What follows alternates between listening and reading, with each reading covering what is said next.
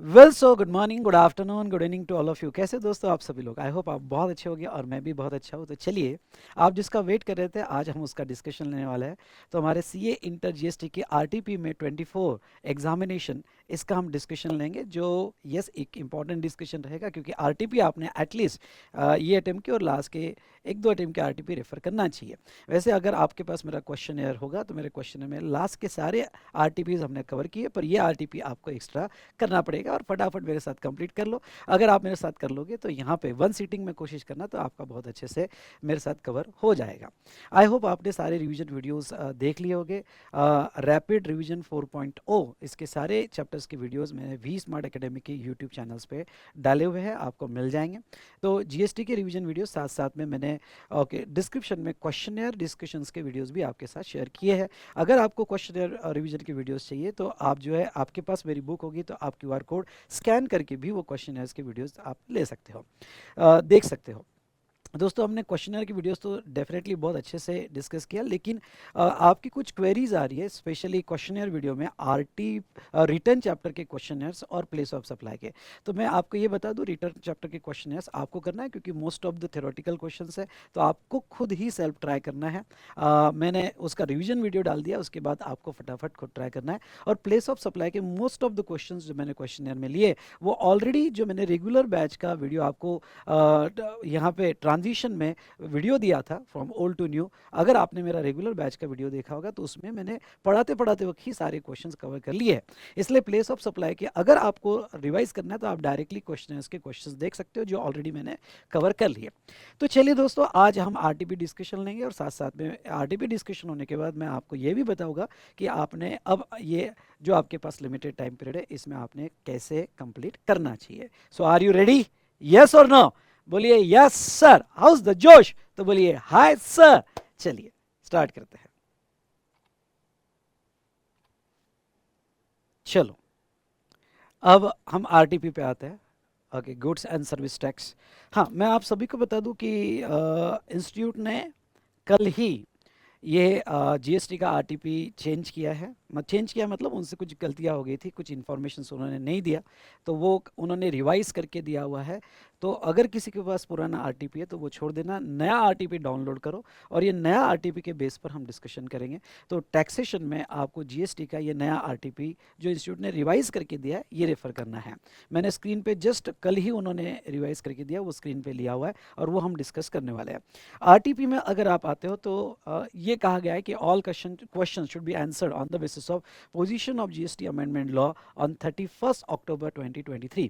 तो क्या सर हमने सारी अमेंडमेंट्स कवर कर लिए? बिल्कुल, मैंने अमेंडमेंट्स का वीडियो बहुत पहले ही डाल दिया था। अगर आपने अमेंडमेंट्स का वीडियो नहीं देखा है अभी तक तो क्या कर रहे हो यार, डिस्क्रिप्शन में मैंने लिंक दी हुई है, अमेंडमेंट जरूर कर लेना क्योंकि अमेंडमेंट्स बड़ी इंपॉर्टेंट होती है, उसके ऊपर क्वेश्चंस पूछे जाते हैं। इसलिए मैं आप सभी को ये स्ट्रांगली एडवाइस करूंगा कि अमेंडमेंट्स देख लेना, तो ही आरटीपी देखने का आपको कुछ फायदा है। हाँ, आरटीपी में यहाँ पे मैं आपको कह दूं कि प्लेस ऑफ सप्लाई पे इन्होंने अच्छा क्वेश्चंस पूछे, इसलिए इस बार आपको out of 50 marks place of supply chapter अच्छे से करके जाना। मैं आपको लिख के देता हूँ 7 to 8 मार्क्स का एमसीक्यू पकड़कर प्लेस ऑफ सप्लाई के क्वेश्चंस आपको पूछे जाएंगे। एमसीक्यू का जैसे जो उन्होंने मेरा क्लास किया होगा तो मैंने पीडीएफ आपके साथ शेयर की होगी, वो आपको सेल्फ करना है। एमसीक्यू बेटा आप सेल्फ करो, मैं इतना सब करवा रहा हूँ, रिविजन करवा रहा हूँ, सब्जेक्टिव क्वेश्चंस करवा रहा हूँ, क्वेश्चंस कर रहा हूँ, अंडरस्टैंडिंग आपकी क्लियर हो गई होगी। आप सेल्फ डेफिनेटली ट्राई कर सकते हो और कुछ case study based MCQ self study try कर लेना। आरटीपी का एमसीक्यू मैं आपका अभी ले लूँगा। चलिए, रेट जो है यहाँ पे जो भी प्रॉब्लम में रेट्स लिए, इंस्टीट्यूट कहती है कि भाई ये रेट हाइपोथेटिकल रेट है, एक्चुअल रेट मत मानना। मतलब इन सिंपल वर्ड, जो रेट आपको दिए गए प्रॉब्लम में वही रेट से आपको कैलकुलेशन करना है। अब पहला क्वेश्चन इन्होंने एमसीक्यू क्वेश्चन लिया है, तो मैं पहला क्वेश्चन जो है यहाँ पे चलिए ये पहला क्वेश्चन यहाँ पे देख लेते हैं। पहले रीड कर लेते हैं और फिर उसके एमसीक्यू देखेंगे। बड़ा इजी क्वेश्चन है।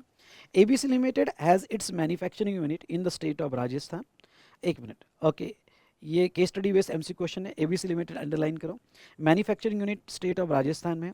Further it has ancillary unit in the state of Madhya Pradesh, Gujarat and is registered in each of this state. उसके दो और यूनिट्स है मध्य प्रदेश और गुजरात, और वो भी रजिस्टर्ड है, यानी तीनों स्टेट में उसका रजिस्टर्ड प्लेस ऑफ बिजनेस है। Moreover, ABC Limited own and operate hotel in Udaipur और ये 3 स्टेट में तो मैन्युफैक्चरिंग यूनिट है, प्लस उनका उदयपुर में होटल भी है.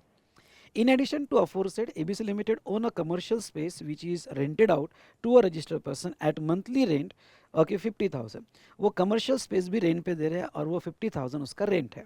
Okay. The maintenance of the premises is responsibility of ABC Limited. In pursuance of same, maintenance की जिम्मेदारी ABC Limited ले रही है. In pursuance of the same, during a month of April, ABC Limited incurred certain expenses, कुछ खर्चे किए on purchase of maintenance related material. The said expenses are recoverable from the tenant along with the invoice issued for rent. हाँ, जो भी expenses हुए वो tenant से recoverable है along with the invoice issued for rent. The rate of tax applicable to the material use maintenance 5%. ठीक है. During the year, ABC Limited agreed to provide hotel to Mr. X for the business conference to be held in Udaipur. उनका जो hotel है वो Mr. X को दे रहे हैं जो कॉन्फ्रेंस है उदयपुर में. Mr. X is just minute बेटा, जस्ट मिनट. हाँ, तो ड्यूरिंग द ईयर जहाँ तक देखा जाए एक्स को कॉन्फ्रेंस के लिए उदयपुर में उन्होंने होटल दिया. Mister X is unregistered person. X ये अनरजिस्टर्ड पर्सन है रिसाइडिंग इन महाराष्ट्र. महाराष्ट्र में वो अनरजिस्टर्ड पर्सन है. होटल कॉन्फ्रेंस जो उदयपुर में था उसके लिए दिया गया. ABC limited made a supply of machinery. Supply किया मशीनरी का in the month of June. Details of which are as follows. Basic price of the machinery before TCS under income tax act 1961. Basic price है TCS cut करने के पहले 1961 45,000. ठीक है. उसके बाद में यहाँ पे tax collected at source under income tax act 2500. It received a subsidy of 3,500 from Green Foundation Private Limited for usage of green energy, and the subsidy was linked to the unit energy saved and not aforesaid machinery. Okay, subsidy price से link नहीं थी. Okay, कितना energy consume होगा उसके base पर थी. Now, in addition to aforesaid transaction, ABC Limited spent an amount of rupees 5 lakhs on the procurement of certain goods. 5 lakh रुपए कुछ गुड्स प्रोक्योर किए उसके लिए स्पेंड किए गए, which were distributed as a part of corporate social responsibility. जिसको जो goods खरीदे उसका CSR के लिए उन्होंने खर्चा किया. Expenditure required under the provision of companies act 2013. During the scrutiny proceeding in the state of Gujarat, jurisdictional GST officer asked ABC Limited to submit the copy of audited financial statement for Gujarat. Was the view that ABC Limited required to get his account audited by chartered accountant separately under GST law for filing annual return and reconciliation statement. मतलब गुजरात जो है गुजरात में scrutiny में लगा और उनके books of account audit करवाए गए. All of our amount are exclusive of GST. Wherever applicable, the rate of GST on all inwards and outward supply is 18% unless otherwise mentioned. Assume that there is no other outward and inward transaction apart from the aforesaid transaction. Based on the facts of the case scenario given above, choose the most appropriate answer to a question number 1 to 5. आपको MCQ solve करना है. चलिए, अब आपके सामने white screen आएगी. मैं ये वाइट स्क्रीन जो है इसलिए दे रहा हूँ कि आप फिर से ये केस स्टडी एक बार पढ़े पॉज करके और फिर मेरे साथ सॉल्व करें. तो चलो, सबसे पहले तो पॉज करके आप एक बार पढ़ो.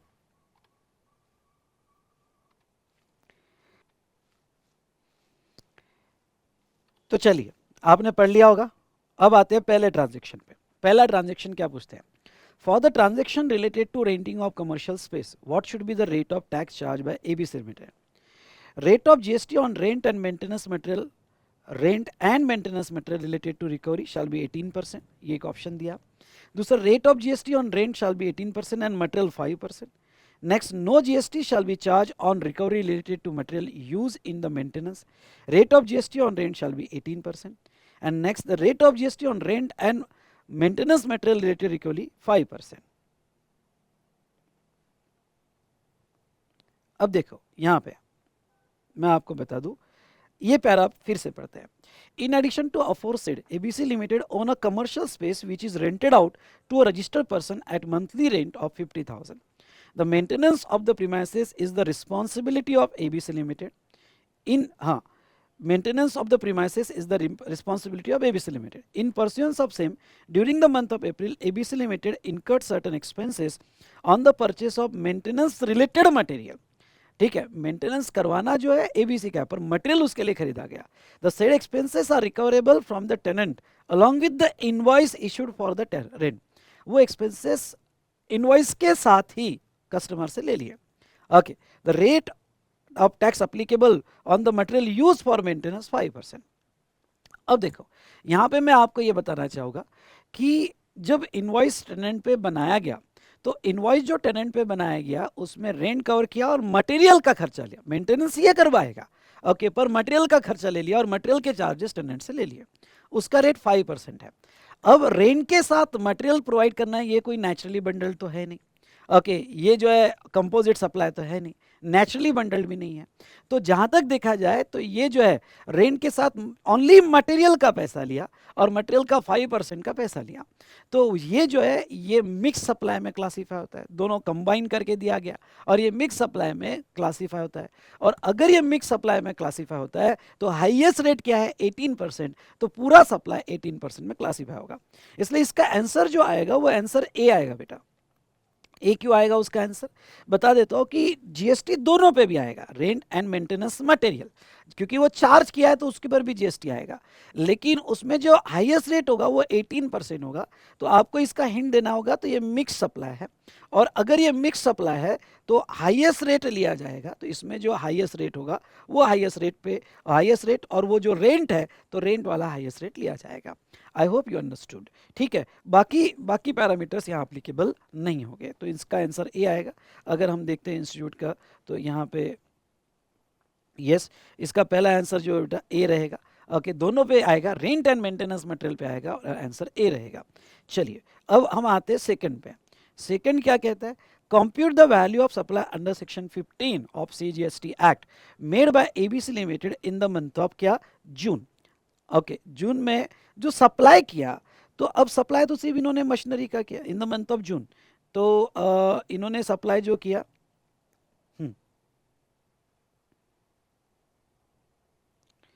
जो सप्लाई किया वो मशीनरी का सप्लाई किया है और मशीनरी की बेसिक प्राइस इन्होंने चार्ज किया 45,000। ओके, 45,000 चार्ज किया है। उसमें टीसीएस कटा 2,500। एक सीबीआईसी का सर्कुलर था, टीसीएस अगर कट होता है तो वो इंटरिम लेवी है और वो वैल्यू में इंक्लूड नहीं होगी। दूसरा, जो सब्सिडी मिली, अगर सब्सिडी गवर्नमेंट से मिलती है तो हम ऐड नहीं करते हैं, और अदर देन गवर्नमेंट से मिलती है, अगर वो लिंक टू द प्राइस होगा तो ही ऐड करेंगे। ये लिंक टू द प्राइस नहीं है, लिंक टू द यूनिट्स है, जिसका प्राइस से कोई कंसर्न नहीं, इसलिए वो हम ऐड नहीं करेंगे। ये वाला ट्रांजेक्शन अगर हम देखें तो ये वाला ट्रांजेक्शन उन्होंने जो दिया है, ओके, ये तो परचेस वाला है इसलिए सप्लाई नहीं है। ओके, सीएसआर के लिए परचेस किया। तो ऐसे केस में जहां तक देखा जाए value of supply under section 15 अगर हम ले तो हम 45,000 का मशीनरी हमने सेल किया और 45,000 का जो मशीनरी हमने सेल किया उसमें हम ओके टीसीएस जो कट हुआ वो ऐड नहीं करेंगे क्योंकि वो इंटरिम लेवी है। मैं मानता हूँ कि सेक्शन 15(2)(a) में सारे टैक्सेस ऐड होते हैं पर टीसीएस ऐड नहीं होगा क्योंकि इट्स अ इंटरिम लेवी। ये सीबीआईसी का क्लैरिफिकेशन है। ओके, और दूसरा सब्सिडी भी ऐड नहीं होगा। तो what should be your answer? इसका आंसर इन्होंने 2 में जो है, ओके, अगर हम 2 का देखें तो 2 का आंसर इन्होंने जो दिया है वो 45,000 इन्होंने दिया है। यस, आंसर सही है, बिल्कुल सही आंसर है। ओके, इसका आंसर 45,000 ही आएगा क्योंकि बाकी कोई भी एडिशन उसमें नहीं होगी, तो आंसर शुड बी 45,000। चलिए थर्ड हम यहाँ देखते हैं, with respect to hotel accommodation service provided by mister X, GST payable by ABC limited is. अब देखो, ये होटल अकोमोडेशन सर्विस अगर आप देख लेते हो तो हमने इसके रिलेटेड क्या पढ़ा था, उन्होंने जो होटल है एक उनका सर्विस है। During the ABC limited agree to provide hotel to mister X for a business conference to be held in Udaipur. Okay, Udaipur में उनने होटल अकोमोडेशन सर्विस दिया और जो होटल अकोमोडेशन सर्विस दिया यहाँ पे mister X is unregistered person residing in Maharashtra. तो इससे रिलेटेड उन्होंने क्वेश्चन पूछा हुआ है। तो इससे रिलेटेड उन्होंने क्वेश्चन पूछा है होटल अकोमोडेशन सर्विसेज से रिलेटेड जो उदयपुर में दिया है। अब ये होटल अकोमोडेशन सर्विस जो दिया गया इसकी वैल्यू वगैरह नहीं दी गई, सिर्फ कुछ क्वेश्चन पूछा हुआ है। ओके, इसके ऊपर कौन सा जीएसटी आएगा, इसका प्लेस ऑफ सप्लाई फिक्स करना पड़ेगा। प्लेस ऑफ सप्लाई होटल का सेक्शन 12(3) से होता है। प्लेस ऑफ सप्लाई चैप्टर जाके देखो। सेक्शन 12(3) से प्लेस ऑफ सप्लाई फिक्स होता है क्योंकि इमूवेबल प्रॉपर्टी है। और इमूवेबल प्रॉपर्टी का प्लेस ऑफ सप्लाई कहाँ फिक्स होगा? अगर आप आंसर देखोगे तो जहाँ इमूवेबल प्रॉपर्टी है, तो जहाँ इमूवेबल प्रॉपर्टी है वहाँ प्लेस ऑफ सप्लाई फिक्स होगा। तो इमूवेबल प्रॉपर्टी कहाँ पे? तो इमूवेबल प्रॉपर्टी उदयपुर में है। अगर इमूवेबल प्रॉपर्टी उदयपुर में है तो प्लेस ऑफ सप्लाई भी कहाँ फिक्स होगा? उदयपुर में फिक्स होगा। तो सप्लायर एबीसी जो है राजस्थान में रजिस्टर्ड है, मतलब लोकेशन ऑफ सप्लायर राजस्थान है, वहाँ पे ही उसका होटल है उदयपुर में। तो वो जो बिल देगा, इवन दो कस्टमर महाराष्ट्र का है, इवन दो कस्टमर अनरजिस्टर्ड है, उससे कोई लेना देना नहीं। ओके, ऐसे केस में प्लेस ऑफ सप्लाई जहाँ इमूवेबल प्रॉपर्टी होगी तो वो उदयपुर ही फिक्स होगा। तो location of supply okay Udaipur, क्योंकि उदयपुर में उसका रजिस्ट्रेशन है। और okay place of supply Udaipur, क्योंकि इमूवेबल प्रॉपर्टी जहां लोकेटेड है। तो अगर ये दोनों फैक्टर को देखा जाए तो बिल आएगा सीजीएसटी और एसजीएसटी का। तो ऑप्शन हमें क्या दिए हुए देखते हैं। हमें ऑप्शन दिए nil, GST on accommodation service is payable by recipient mister X under reverse charge. No बेटा, ओके होटल अकोमोडेशन को रिवर्स चार्ज नहीं है। किसको रिवर्स चार्ज है? रेसिडेंशियल ड्वेलिंग को है। अगर आपने, और वो भी रजिस्टर्ड को दिया गया residential dwelling, and hotel residential dwelling में नहीं आता है। ओके, इसलिए ये आंसर उसका नहीं होगा। उसके बाद में nil, okay GST on accommodation service provided by unregistered exempt नहीं। Okay residential dwelling to unregistered person को दिया तो एग्जाम है। ये अकोमोडेशन सर्विस जो होटल में दिया गया तो ये एग्जाम नहीं रहेगी। उसके बाद में नेचर ऑफ सीजीएसटी और एसजीएसटी और नेचर ऑफ आईजीएसटी, तो आईजीएसटी भी नहीं लगेगा क्योंकि इसका प्लेस ऑफ सप्लाई वहां फिक्स होगा जहां इमूवेबल प्रॉपर्टी है। तो इसकी इमूवेबल प्रॉपर्टी तो पीओएस सेक्शन लिखना लिख दो 12(3) से फिक्स होगा। Okay location of immovable property, immovable property तो okay location of supplier Udaipur, okay Udaipur है, लोकेशन ऑफ सप्लायर उदयपुर है, और प्लेस ऑफ सप्लाई भी उदयपुर होगा। और प्लेस ऑफ सप्लाई भी उदयपुर होगा तो इस पर जो नेचर ऑफ सीजीएसटी और एसजीएसटी लगेगा। तो प्लेस ऑफ सप्लाई भी उदयपुर, लोकेशन ऑफ सप्लाई भी उदयपुर। ओके तो इसका प्लेस ऑफ सप्लाई जो है यहाँ पे ओके उदयपुर ही फिक्स होगा। इसलिए आपको जो है इंट्रास्टेट माना जाएगा और इंट्रास्टेट में सीजीएसटी और एसजीएसटी का बिल मिलेगा। I hope you understood. ठीक है, चलिए फोर्थ नंबर का देखते हैं। Which of the following option is correct with regard to availability of ITC of ABC Limited in respect of the GST paid on procurement of goods meant for corporate social responsibility? अगर आप यहाँ पे देखते हो तो company ने corporate social responsibility के लिए खर्चा किया और 5 लाख का खर्चा किया। तो 5 लाख का जो खर्चा किया कंपनी ने अंडर CSR, क्या उसके ITC मिलेगी क्या? आपने अगर अमेंडमेंट देखी होगी तो सेक्शन 17(5)(FA में एक रिस्ट्रिक्शन आया हुआ है, और वो रिस्ट्रिक्शन ये आया है कि अगर आपने कॉर्पोरेट सोशल रिस्पॉन्सिबिलिटी के लिए खरीदा होगा तो उसके आईटीसी नहीं मिलेंगे, ब्लॉक क्रेडिट है।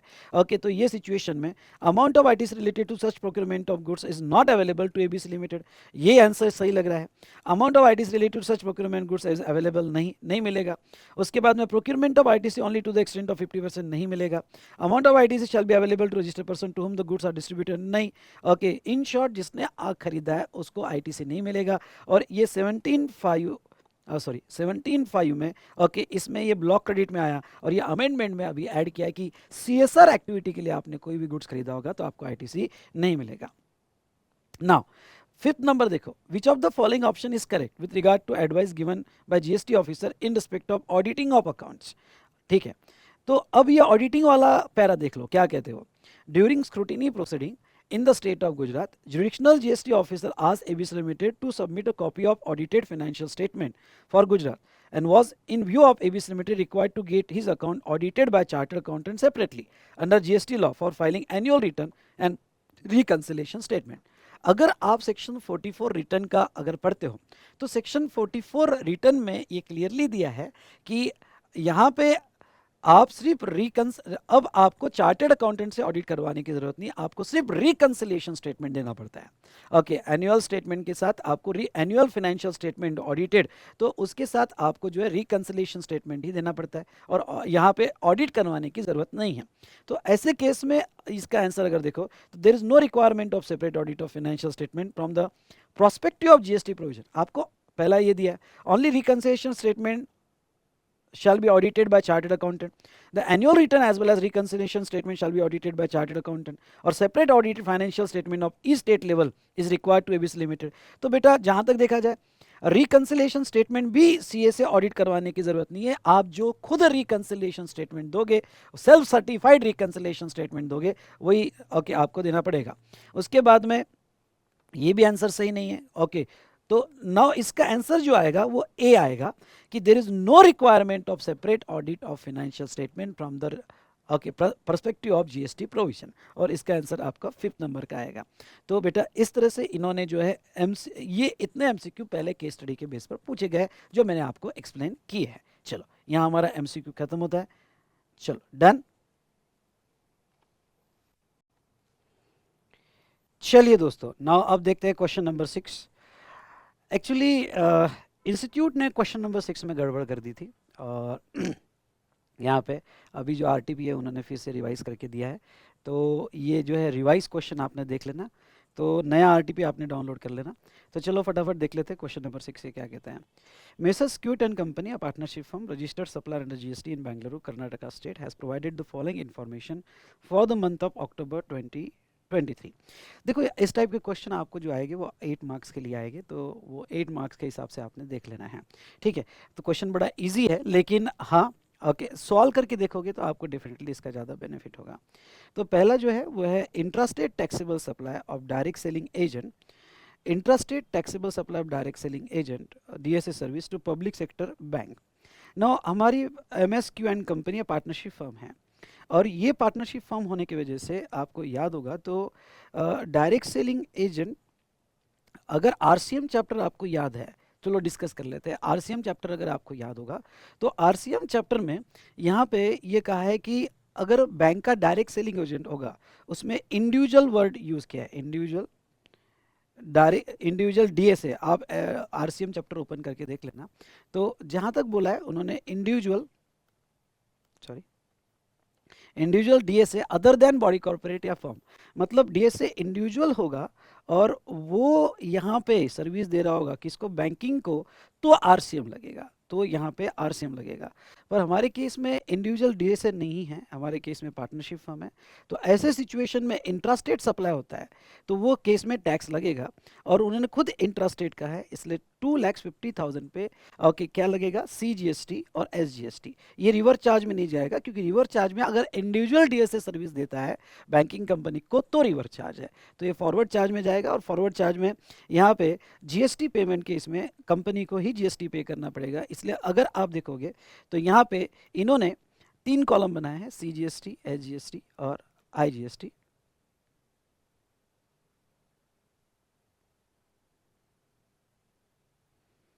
तो ये सिचुएशन में यहाँ पे अगर मैं टैक्स कैलकुलेशन करूँ इनका, सॉरी बेटा, आउटपुट टैक्स लाइबिलिटी अगर मैं निकालूँ तो output tax liability okay value आपकी अमाउंट जब आप लिखोगे तो अमाउंट में interest taxable supply DSA service. तो इन्होंने स्ट्रक्चर देखो कैसा प्रेजेंटेशन किया है, ये स्ट्रक्चर प्रेजेंटेशन आपके लिए इंपॉर्टेंट है। पहला टेबल बनाया आउटपुट टैक्स जिसका डिटेल अलग से, आईटीसी और नेट जीएसटी पेएबल, और आरसीएम पेएबल, मतलब आरसीएम अलग से पे करना पड़ता है, और मैंने ये भी पढ़ाया था आपको आरसीएम का अलग से पे करना पड़ता है, उसका क्रेडिट भी आपको मिलता है।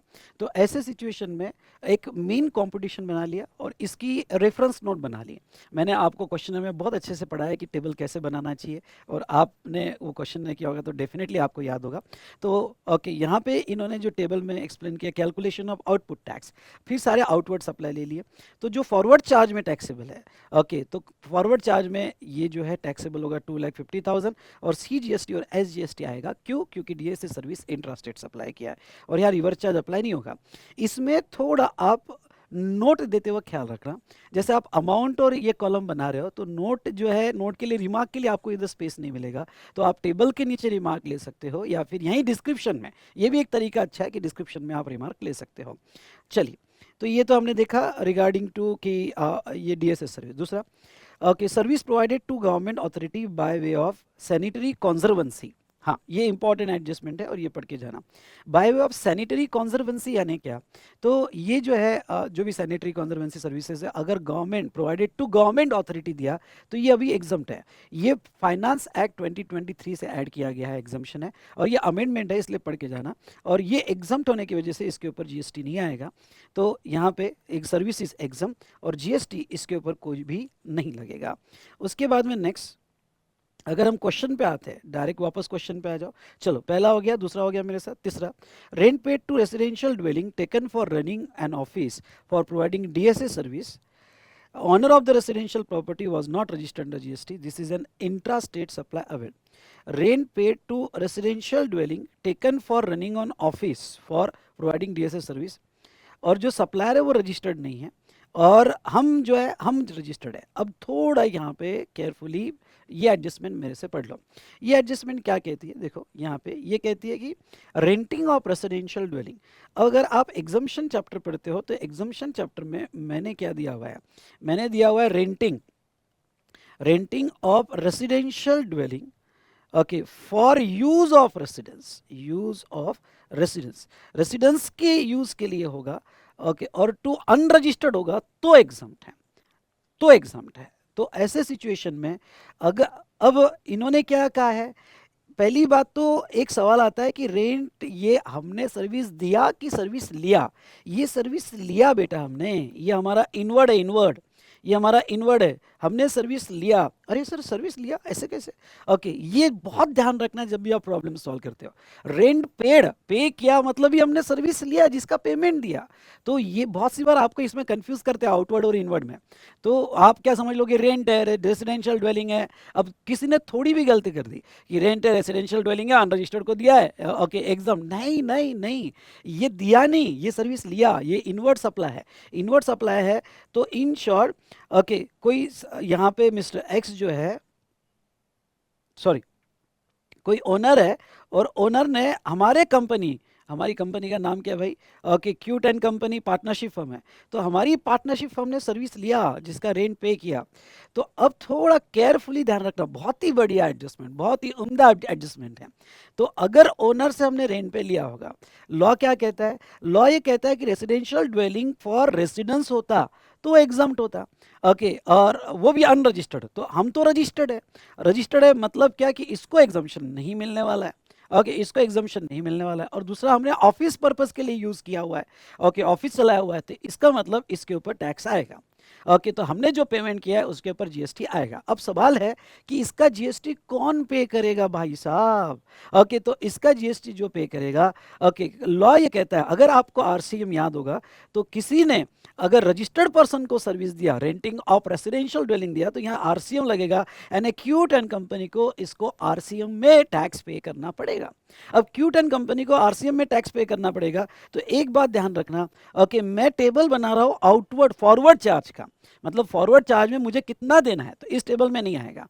हाँ, उसका हम आरसीएम में पेमेंट करेंगे तो उसको अलग से लिखेंगे कि उसका टैक्स आरसीएम में आएगा। तो आरसीएम में उसको पे भी करेंगे और उसका क्रेडिट भी लेंगे, सुनना, आरसीएम उसको पे भी करेंगे, उसका क्रेडिट भी लेंगे, ओके। तो चलिए, ये वाला बहुत अच्छा एडजस्टमेंट, बड़ी बड़ी अच्छी एडजस्टमेंट। उसके बाद में, purchase a car for official use of managing partner of the firm for business use, car purchase की, ओके, इंटरस्टेट परचेस है, कार परचेस किया है, अगेन ये इनवर्ड है, ओके, तो ये इनवर्ड है, तो अभी तो ये आईटीसी के टेबल में देखेंगे इसका क्या करना है, ओके। लेकिन जहां तक देखा जाए तो फॉरवर्ड चार्ज में टैक्स देने की आउटवर्ड पे हमारे को अभी तो इस पर जिम्मेदारी नहीं रहेगी, ठीक है। उसके बाद में नेक्स्ट अगर हम बात करें, availed information technology services for their business from a partners friend Mr. Alan Wag for Melbourne, Australia.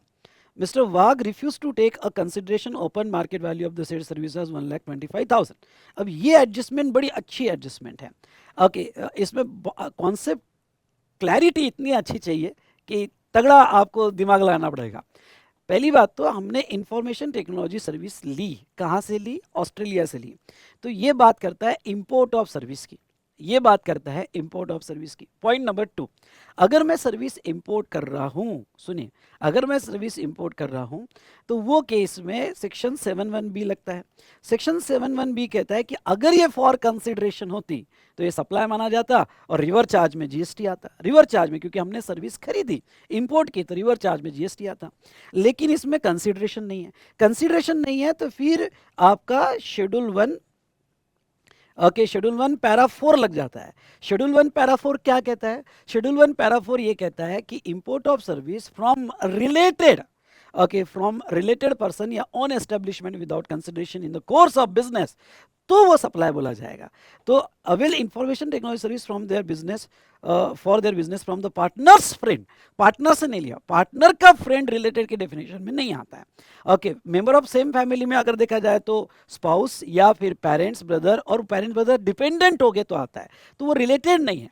तो रिलेट विदाउट कंसिडरेशन में, यानी मैंने आपको कहा था फ्री इंपोर्ट सर्विस पे जीएसटी नहीं आता है अनलेस वो रिलेटेड से हो या फिर वो ओन एस्टेब्लिशमेंट हो फॉर बिजनेस पर्पसेस। तो हमने बिजनेस पर्पस के लिए लिया पर रिलेटेड से नहीं लिया, तो इसके ऊपर जीएसटी नहीं आएगा, इवन दो उसकी मार्केट वैल्यू दी है, पर जीएसटी रिवर्स चार्ज में भी नहीं आएगा।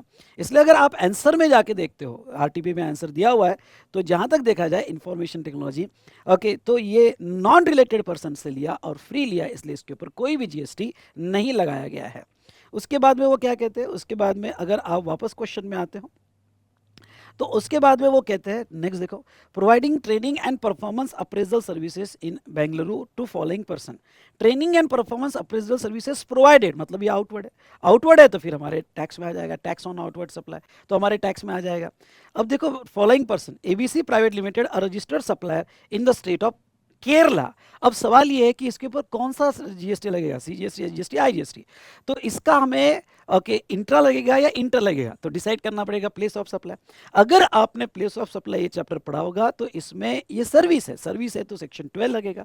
और 12 में अगर जाओगे तो ट्रेनिंग एंड अप्रेजल सर्विसेज है। जाओ देखो, ट्रेनिंग एंड अप्रेजल सर्विसेज, अगर आपको मेरी मेमोरी टेक्निक याद होगी तो वो जब 5 साल का बच्चा था वो स्कूल गया training and appraisal services, training and appraisal service ये B2B और B2C में डिवाइड होती है। सुनिए, ट्रेनिंग एंड अप्रेजल सर्विस ये B2B B2C में डिवाइड होती है। अगर B2B होगा तो location of such registered person, यानी उसका प्लेस ऑफ सप्लाई केरला माना जाएगा, यानी ये 3 लाख पे आईजीएसटी लगेगा। और second, Babu cons, a proprietary concern of Rajasthan which was not registered under GST, unregistered को दिया तो वो जो है कहाँ का माना जाएगा, तो वो प्लेस ऑफ परफॉर्मेंस जहाँ आपने ट्रेनिंग दिया वो माना जाएगा। तो राजस्थान में तो यहाँ सीजीएसटी और एसजीएसटी लगेगा। तो ये 1 लाख पे सीजीएसटी और एसजीएसटी लगेगा और 3 लाख पे आईजीएसटी लगेगा। इसलिए अगर आप देखते हो तो training and performance appraisal services answer में जाके देखते हो तो 3 लाख पे 54,000 आईजीएसटी लगा, और बाकी 1 लाख पे जो है उसके रीजन के साथ लिख के जरूर देखना, रीजन के साथ तो ही मार्क्स आएंगे। तो सीजीएसटी और एसजीएसटी, और ये जहां तक देखा जाए तो प्लेस ऑफ सप्लाई यानी लोकेशन ऑफ सप्लाई आपको पूरा लिखना है। प्लेस ऑफ सप्लाई केरला माना जाएगा, LOS location of supply Rajasthan, place of supply Kerala वो इंटरस्टेट सप्लाई है, और दूसरा प्लेस ऑफ सप्लाई राजस्थान माना जाएगा। तो एलओएस और पीओएस दोनों सेम स्टेट में, इसलिए सीजीएसटी और एसजीएसटी लगेगा। ओके, तो ये भी एक अच्छा एडजस्टमेंट था। प्लेस ऑफ सप्लाई में इस बार बहुत सारे क्वेश्चंस लिए आरटीपी में, क्योंकि वो चैप्टर पहली बार ऐड किया गया कोर्स में। उसके बाद में यहाँ पे rate of CGST SGS 9% each. उसके बाद में वो क्या कहते हैं, all amount given above are exclusive of taxes, all condition necessary for availing ITC, there is no opening balance of ITC, turnover of mister cute and company was 2 crore in previous financial year. Okay, previous financial year का turnover 2 crore से ज़्यादा है, मतलब वो registered firm होगी। Okay, हाँ, अब आप कहोगे कि सर आपने रजिस्टर कैसे अज्यूम किया, बिकॉज ऑफ दिस, ओके, कि उसका यहाँ पे टर्नओवर 2 करोड़ से ज़्यादा है, मतलब ही वो रजिस्टर्ड पर्सन होगा।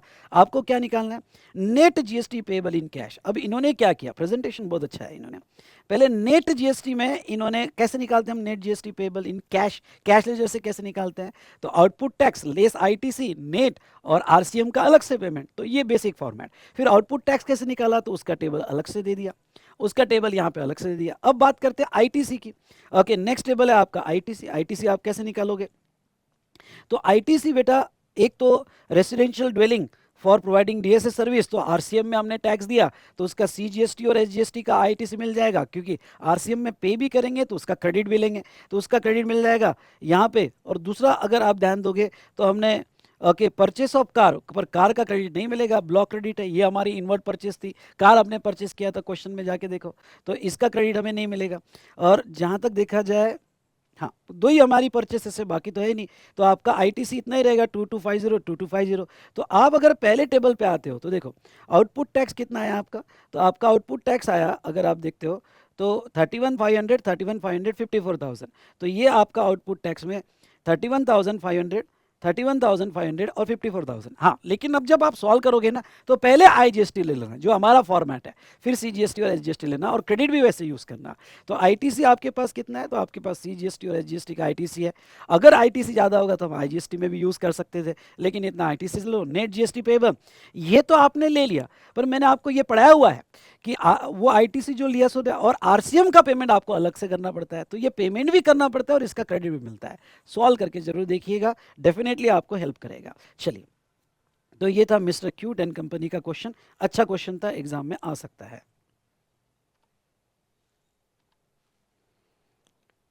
चलिए, अब आ जाइए क्वेश्चन नंबर 7 में, ये भी इजी है। From the following information provided by mister सस्ता बाजार डिटरमाइन टाइम ऑफ सप्लाई। ये तो बहुत इजी पूछा, time of supply for the purpose of payment of GST. अब देखो यहाँ पे वो क्या कहते हैं, it issued a coupon of, coupon दिया गया on 26 June worth rupees 2000 redeemable against the purchase of specific plastic items. This coupon was redeemed on 21st July. तो देखो, अगर कूपन है या वाउचर है, वाउचर ले लो या कूपन ले लो, बात एक ही है। अगर आप टाइम ऑफ सप्लाई की सेक्शन कूपन अगर देखते हो तो कूपन से रिलेटेड टाइम ऑफ सप्लाई कैसे फिक्स करते हैं। ओके, तो कूपन से रिलेटेड टाइम ऑफ सप्लाई, फिर वो गुड्स हो या सर्विस हो, अगर आइडेंटिफाइबल वाउचर है तो date of issue of voucher यानी इसका टाइम ऑफ सप्लाई 20 जून को आएगा, क्योंकि ये आइडेंटिफाइबल है। क्यों आइडेंटिफाइबल है? क्योंकि उन्होंने स्पेसिफिकली कहा कि ये जो है स्पेसिफिक प्लास्टिक आइटम्स का है, आइडेंटिफाइबल है, तो date of issue of voucher लिया जाएगा। If it is issued coupon on 1st August worth rupees 3000 which is redeemable against the purchase of any item and this coupon was redeemable on 18th of August, any item बोला तो non identifiable हुआ। I repeat, any item हुआ तो non identifiable. तो अगर non identifiable हुआ तो वो सिचुएशन में जहां तक देखा जाए तो जिस दिन रिडीम हुआ वो डेट लेना पड़ेगा। तो जिस दिन रिडीम हुआ वो डेट लेना पड़ेगा, मतलब 18th ऑफ अगस्त आपको ये डेट लेनी पड़ेगी और 18th ऑफ अगस्त पर आपका यहाँ पे टीओएस आएगा। डन। तो को पहला आया, ओके। तीसरा, it received the interest of 10,000 for late payment from a customer on 11/11/2023 for supply goods which was originally made on 24th June। अब देखो, interest for delay payment of consideration, सुनना, interest for delay payment of consideration जिसका TOS हमने क्या देखा था, तो जिस मंथ में इंटरेस्ट रिसीव हुआ, सुनना मेरी बात, जिस मंथ में इंटरेस्ट रिसीव हुआ, ओके, उस मंथ में उसका टीओएस आएगा। तो हमें इंटरेस्ट कब रिसीव हुआ? 11/11/2023 को, तो उस मंथ में उसका टीओएस आएगा। लग रहा है नहीं सी? जो लेवल का हमने रेगुलर क्लास में डिस्कशन किया उस लेवल के हिसाब से तो बहुत ईजी है, बहुत ईजी है। ओके, तो ये था रिगार्डिंग टू जहां तक देखा जाए time of supply. Question number 7 देख लो, आंसर मैच कर लो। 7 का आंसर पहला यस मैच हो गया, टाइम ऑफ सप्लाई। दूसरा भी मैच हो गया, 18 भाई मैच हुआ कि नहीं हुआ?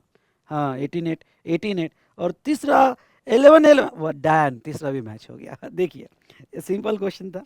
उसके बाद में क्वेश्चन नंबर 8 क्या कहता है, देखो, with reference to GST law determine place of supply with reason in following independent cases. Place of supply पे फिर से क्वेश्चन है भाई साहब, एमसीक्यू में भी पूछ लिया, ऊपर केस स्टडी ऊपर जो बड़ा क्वेश्चन है उसमें भी पूछ लिया और अभी भी पूछ रहे प्लेस ऑफ सप्लाई पे। इसका मतलब प्लेस ऑफ सप्लाई अच्छे से पढ़ के जाना है, ठीक है। Place of supply with reason in following independent circumstances. Miss Kanika of Kolkata West Bengal visited to Jodhpur law university Rajasthan and paid her college fees by purchasing a demand draft from bank located in university campus. Miss Kanika did not have any account in the bank.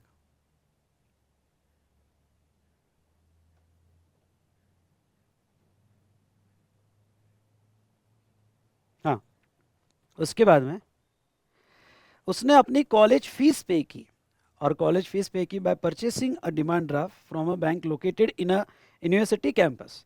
Miss Kanika did not have any account with the bank, ठीक है। दूसरा, मिजू machine limited a registered in the state of Andhra Pradesh supplied a machinery to Ken wind farm limited registered in the state of Karnataka. However, this machinery was assembled and installed at windmill of Kian Wind Farm Limited, which was located in the state of Tamil Nadu. अब बेटा थोड़ा just a minute बेटा, just a minute. हाँ, एक white screen आएगी आपके सामने। हाँ, अब देखो ध्यान से यहाँ पे देखना कि पहले कहते कनिका, अब देखो ये क्वेश्चन में ये समझ लो किसने किसको सर्विस दिया। बैंक से सर्विस ली गई बाय मिस कनिका के लिए, मतलब सप्लायर ऑफ सर्विस है बैंक, और सर्विस लेने वाला है मिस कनिका, जिसका अकाउंट और एड्रेस बैंक के इसमें नहीं है। अगर आपको याद होगा सेक्शन 12 में हमने देखा था बैंकिंग सर्विस होगी, सेक्शन 12 में आपको याद होगा, तो बैंकिंग सर्विस होगी, तो बैंकिंग सर्विसेज में अगर क्लाइंट का, सुनिएगा, क्लाइंट का एड्रेस बैंक के पास है तो location of such person place of supply होगा, और उसका एड्रेस नहीं है तो फिर लोकेशन ऑफ सप्लाई जहाँ की बैंक होगी वो लिया जाएगा।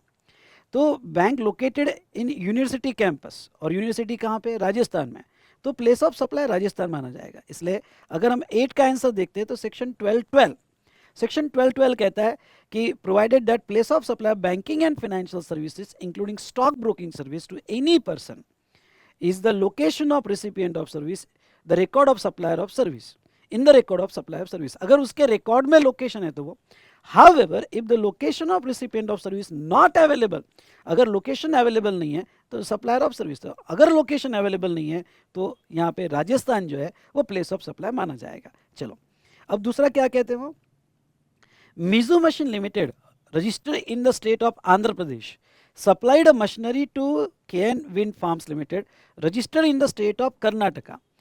मतलब सर्विस मशीन सप्लाई की, मतलब सप्लाई ऑफ गुड्स है, और किसको सप्लाई किया, कर्नाटका, जो रजिस्टर्ड पर्सन है। However this machinery was assembled and installed at the windmill KN wind farm limited which was located in Tamil Nadu. ख्याल रहे, अगर आपको याद होगा तो कोई गुड्स हमने असेंबली और इंस्टॉलेशन से करवाया, सुनना, असेंबली और इंस्टॉलेशन से करवाया, तो जहां असेंबली और इंस्टॉलेशन हुआ वो प्लेस ऑफ सप्लाई माना जाएगा। गलती क्या कर दोगे, कर्नाटका तो प्लेस ऑफ सप्लाई कर्नाटका नहीं, बाहर होगा कर्नाटका का, उससे हमें कोई लेना देना नहीं, बिलिंग होगा कर्नाटका का, उसमें कोई लेना नहीं, जहां असेंबल और इंस्टॉल हुई वो प्लेस ऑफ सप्लाई माना जाएगा। तो ऐसे केस में कहाँ असेंबल इंस्टॉल, तमिलनाडु, तो आपका प्लेस ऑफ सप्लाई कहाँ माना जाएगा बेटा, तमिलनाडु। तो देखो सेक्शन 10(1)(d) कहता है कि अगर आप कोई इंस्टॉल असेंबल करके ओके साइट पे गुड्स सप्लाई कर रहे हो, सेक्शन 10 में कवर होगा, ओके, तो वो केस में जहां असेंबल और इंस्टॉल हुआ वो आपका प्लेस ऑफ सप्लाई माना जाएगा। तो आपका प्लेस ऑफ सप्लाई तमिलनाडु माना जाएगा। केयरफुली और अच्छे से लिखना, बहुत ही इजी क्वेश्चन इस बार के आरटीपी में।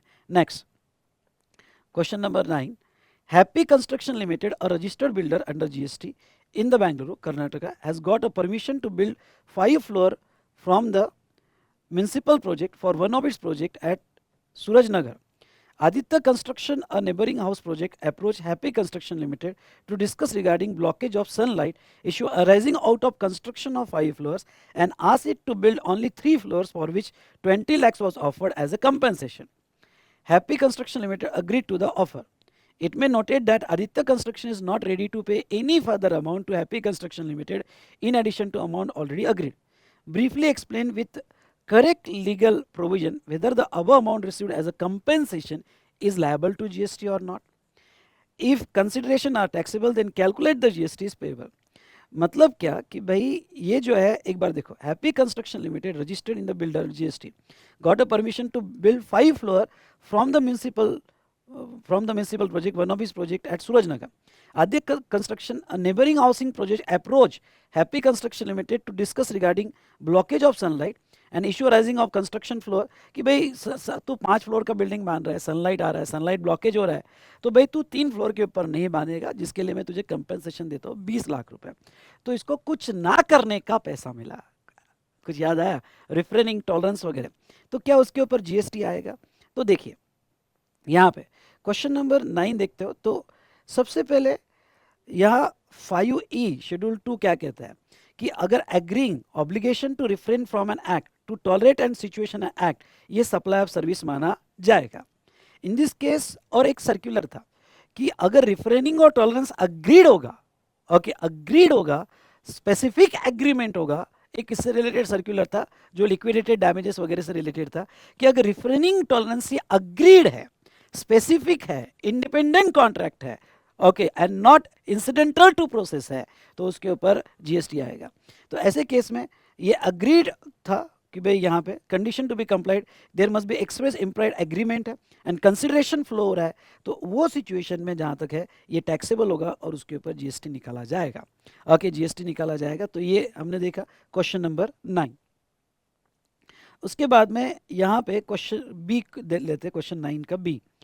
Aggregate turnover of Mrs. Mangal and Company registered person for a financial year 22-23 was 8 crores. It approaches you as a GST consultant for issue of e-invoicing. Advise whether it is mandatory to issue e-invoice. Yes बेटा, अभी limit हो गई 5 करोड़, और 5 करोड़ के ऊपर अगर आपका aggregate turnover किसी भी फिनेंशियल ईयर में सिंस 2017-18 पिछले कोई भी प्रोसीडिंग फाइनेंशियल में 5 करोड़ के ऊपर होगा तो आपको ई इनवॉइस मैंडेटरी हो चुका है। तो आपको जो है ये ई इनवॉइस ओके यहाँ पे मैंडेटरी हो गया है और आपको ये इनवॉइस यहाँ पे बनाना पड़ेगा। Also list out the entity which are exempt from the mandatory requirement of e-invoices. तो e-invoices किसको नहीं बनाना पड़ता है, आपको याद है? यस और नो?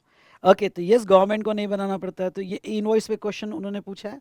ओके, तो देखो यहाँ पे लिमिट जो है वो अभी 5 करोड़ है, 5 करोड़ की लिमिट है और B2B सप्लाईज के केस में होगा। Hence it is mandatory for Mangal and company to issue invoice, और B2B के केस में इनवॉइस होता है। और किसको नहीं है, तो ये लर्न करके जाना। स्पेशल इकोनॉमिक जोन यूनिट को इनवॉइस नहीं है, उसके बाद में बैंकिंग कंपनी को नहीं है, उसके बाद में गवर्नमेंट डिपार्टमेंट लोकल अथॉरिटी को नहीं है, GTA को नहीं है, पैसेंजर ट्रांसपोर्ट सर्विस ओके को नहीं है, person supplying service by exhibition in multiplex, इनको भी इनवॉइस की ज़रूरत नहीं है। चलो, ये था क्वेश्चन नंबर 9A। अब 10A ले लेते हैं। Ramlala enterprises registered in Delhi is engaged in the supply of interior decoration service to Andhra Bhavan located in Delhi. Very good. Service contract is entered into with the government of Andhra Pradesh, registered only in Andhra Pradesh. The total contract value inclusive of GST is 15,50,000 and payment for such sum is due in October 2023. You are required to determine the amount of tax, if any, to be deducted in the above case, assuming the rate CGST, SGST or IGST 9% each. Will your answer different if Ramlala Enterprises is registered under the composition scheme? Very important, very important. अच्छा question है, okay अच्छा question है।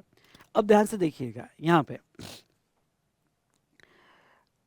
TDS और TCS पर question है, और ये question TDS पर है। अगर कॉन्ट्रैक्ट वैल्यू 2.5 लाख के ऊपर होगी, ओके एक्सक्लूडिंग GST, तो कॉन्ट्रैक्ट वैल्यू 15,50,000 है, और 15,50,000 में से अगर GST हम बैकवर्ड कैलकुलेशन से निकाल भी दे, क्योंकि विदाउट GST आपको वैल्यू लेनी है, एक्सक्लूडिंग GST, तो GST रेट यहाँ पे 18% है, तो 15,50,000 divided by okay divided by 118 into 100 अगर हम लेते हैं तभी ये 13,13,000 कुछ अभी अमाउंट आता है, 2.5 लाख के ऊपर ही है। अगर कॉन्ट्रैक्ट वैल्यू 2.5 लाख के ऊपर है तो TDS कट होगा, TDS कट होगा। डन, यहाँ पे ये तो बात यहाँ क्लियर हो गई। दूसरी बात अगर हम यहाँ देखेंगे तो TDS उसके एक प्रोविजो है, जाके जरूर पढ़ना है TDS में, और प्रोविजो क्या है, अगर आपका लोकेशन ऑफ सप्लायर और place of supply same state में होगा, लोकेशन ऑफ सप्लायर और place of supply same state में होगा और रिसिपिएंट अदर स्टेट में होगा, तो वो सिचुएशन में यहाँ पे TDS नहीं कटेगा। देखो, Ramlala enterprises registered in Delhi is engage in the supply of interior decoration service of Andhra Bhavan located इन दिल्ली। मतलब रामलला कहाँ का है, रामलला नहीं, रामलला ही है, रामलला कहाँ का है, दिल्ली का है। और आंध्र भवन जो दिल्ली में है, आंध्र भवन जो दिल्ली में है ओके उसका उसने क्या इंटीरियर डेकोरेशन सर्विस लिया। अब इसमें प्लेस ऑफ सप्लाई के भी कॉन्सेप्ट है और क्वेश्चन रियली बहुत अच्छा है, एग्जाम में आने के पूरे चांसेस हैं। तो अब उसने इंटीरियर डेकोरेटर सर्विस का ये लिया।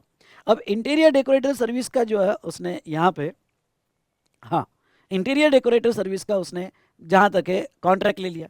अब इंटीरियर डेकोरेटर सर्विस का जो उसने कॉन्ट्रैक्ट लिया है तो ये in relation to immovable property है, इसलिए आप प्लेस ऑफ सप्लाई इस चैप्टर में जाते हो और सेक्शन 12(3) देखते हो। अगर आपकी service in relation to immovable property including interior decorator, तो जहां इमूवेबल प्रॉपर्टी होगी वो आपका प्लेस ऑफ सप्लाई माना जाएगा। मतलब आपका प्लेस ऑफ सप्लाई कहाँ माना जाएगा, तो आपका प्लेस ऑफ सप्लाई दिल्ली माना जाएगा। आपका प्लेस ऑफ सप्लाई कहाँ माना जाएगा, तो वो दिल्ली माना जाएगा। तो लोकेशन ऑफ सप्लायर, सुनिए, location of supply same state में है, प्लेस ऑफ सप्लाई भी सेम स्टेट में है, ओके, और रिसिपिएंट जो है, रिसिपिएंट आंध्र प्रदेश गवर्नमेंट है, और नो डाउट गवर्नमेंट है और वो आंध्र प्रदेश गवर्नमेंट है। अब टीडीएस कौन से केस में कट होता है? अगर सर्विसेज गवर्नमेंट को दिया, नो डाउट सर्विसेज गवर्नमेंट को दिया, कॉन्ट्रैक्ट वैल्यू 2.5 लाख के ऊपर है, तो यहाँ गवर्नमेंट ने टीडीएस काटना चाहिए। लेकिन एक प्रोविजो मैंने आपको पढ़ाई हुई है, जाके पढ़ना, अगर लोकेशन ऑफ सप्लायर और place of supply same state में हो, सेम स्टेट में हो, तो टीडीएस नहीं कटता है। टीडीएस कब कटेगा? आके जब ये तीनों एक ही स्टेट में हो, या फिर सप्लायर एक स्टेट में, प्लेस ऑफ सप्लायर रिसिपिएंट दूसरे स्टेट में होना चाहिए। अगर लोकेशन ऑफ सप्लायर, ध्यान रखना, लोकेशन ऑफ सप्लायर और place of supply same state में हो तो टीडीएस नहीं कटेगा। तो ऐसे सिचुएशन में जहां तक देखा जाए तो यहाँ पे क्यों नहीं कटेगा? क्योंकि बेटा ओके, ये आंध्र प्रदेश गवर्नमेंट अगर टीडीएस काटेगी तो टीडीएस कट करने के लिए सेम स्टेट का सीजीएसटी एसजीएसटी चाहिए या आईजीएसटी चाहिए। यहाँ पे जो जीएसटी लगेगा, क्योंकि एलओएस और पीओएस सेम स्टेट में, तो यहाँ सीजीएसटी और दिल्ली का एसजीएसटी लगेगा, और दिल्ली का एसजीएसटी का टीडीएस ये नहीं काट सकता, इसलिए यहाँ टीडीएस नहीं कट होगा। चलो, आपको नहीं समझा होगा तो एक लाइन में याद रखना, एलओएस और पीओएस सेम स्टेट में होगा और रिसिपिएंट अदर स्टेट में होगा तो वो केस में टीडीएस नहीं कटता है। तो अगर मैं आपको इसका आंसर ले तो यहाँ पे देखिए टीडीएस 2% होगा। टीडीएस ओके, उन्होंने पूरा लिखा कि टीडीएस 2% कट होता है। कौन करेक्ट होगा? कि अगर इतना पूरा लिखने की जरूरत नहीं, आप तो शॉर्ट में लिख सकते हो कि गवर्नमेंट एस्टेब्लिशमेंट ने ओके सर्विस अगर गवर्नमेंट को लोकल अथॉरिटी को प्रोवाइड किया तो टीडीएस कट होता है। उसके बाद में नेक्स्ट यहाँ पे ये बहुत ही बड़ा दे दिया उन्होंने, बहुत ज़्यादा बड़ा दे दिया, डायरेक्ट आप प्रोविजो। हाँ, आपको मेन पॉइंट क्या देखना है? अगर कॉन्ट्रैक्ट वैल्यू यहाँ पे एक्सक्लूडिंग जीएसटी 2,50,000 के ऊपर होगी तो टीडीएस 2% से कट होगा। आंसर बहुत बड़ा दिया, इतना बड़ा लिखने की जरूरत नहीं है। उसके बाद में उन्होंने कौन कौन केस में टीडीएस कटता है ये लिस्ट लिखने की जरूरत नहीं, आप सिर्फ इतना लिखो कि if service provided to government और लोकल अथॉरिटी तो in that case TDS is deductible. ये सेकंड पॉइंट होना चाहिए। टीडीएस 2% डिडक्ट होता है, लेकिन एक प्रोविजो है। हाँ, ये प्रोविजो पूरी अच्छे से लिखना, ये प्रोविजो अच्छे से लिखना कि अगर आपका location of supply and place of supply same state में हो और रिसिपिएंट डिफरेंट स्टेट में हो तो वो केस में टीडीएस नहीं डिडक्ट होता है। ओके, तो ऐसे केस में हाँ, ये भी लिखना कि गिवन केस में service in relation to immovable property है, ओके, तो उसका प्लेस ऑफ सप्लाई यहाँ दिल्ली फिक्स होगा, hence TDS is not deductible. वो केस में टीडीएस डिडक्टिबल नहीं होगा। और कंपोजिशन, एक सवाल और पूछा था कि कंपोजिशन स्कीम डीलर को अगर सप्लाई किया तो टीडीएस कटता है क्या? तो answer will remains unchange even if Ramlalla enterprises is registered under composition scheme. तो देखो, कंपोजिशन स्कीम वाले को दो या किसी को दो, ये प्रोविजो क्या कहती है? ये प्रोविजो कहती है कि location of supplier and place of supply same state में हो तो वो केस में टीडीएस नहीं कटता है। ओके, क्यों? क्योंकि वो केस में जहां तक है वो स्टेट का सीजीएसटी और एसजीएसटी लगता है और रिसिपिएंट उसको कट नहीं कर सकता। तो यहाँ ये जो हमने क्लॉज ए देखा था, बी देखो, examine the implication of GST on supply food and beverages eight cinema hall. एक क्लैरिफिकेशन है और ये अमेंडमेंट, अगर आपने अमेंडमेंट देखी होगी तो अमेंडमेंट में एक क्लैरिफिकेशन है। Food and beverages in a cinema hall, ध्यान सुनना, food and beverages in a cinema hall जहाँ तक देखा जाए तो ये रेस्टोरेंट और कैटरिंग में क्लासीफाई होगा। हाँ, ध्यान सुनना, क्लैरिफिकेशन था कि अगर ये यहाँ कब रेस्टोरेंट में क्लासीफाई होगा और कब टिकट का पार्ट माना जाएगा। तो ये जो okay, cinema operator eating joints wide term includes separation and eating stock counters a restaurant at cinema also. Cinema operator may run this refreshment eating stall, okay, kiosk or counters or restaurant themselves, or they may give the contract to third party. Customer may like to avail service supplied by this refreshment snack counter or choose not to avail these services. For the cinema operator can also install vending machine and supply the recreational service and through a coin operator machine and etc. यहाँ से important है, वो जाने दो starting है, यहाँ से important है। सप्लाई फूड और beverages in cinema is taxable as restaurant service as long as food and beverages are supplied by as a part of service and supplied independently.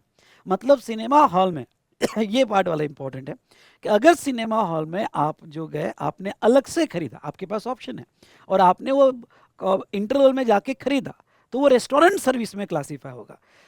लेकिन अगर सप्लाई फूड क्लब टुगेदर आपकी ticket के साथ, आपने जब ticket book की उसके साथ पॉपकॉर्न बुक कर दिया तो फिर वो कंपोजिट सप्लाई माना जाएगा।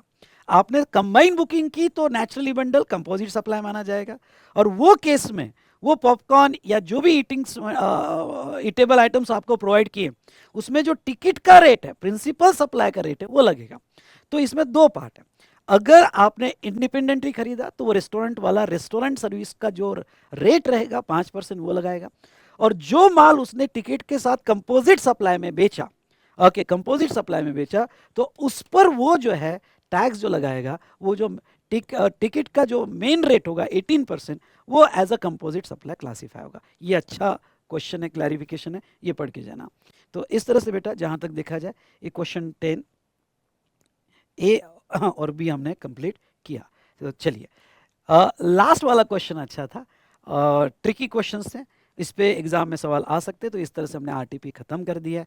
सो दोस्तों बस इतना ही कहूँगा कि यहाँ पे जो है आरटीपी के मोस्ट ऑफ द अमेंडमेंट्स भी इन्होंने कवर किया आरटीपी में, तो आरटीपी अच्छे से करके जाइए, कुछ क्वेश्चंस लिख के देखिए तो आपको डेफिनेटली हेल्प होगा। चलो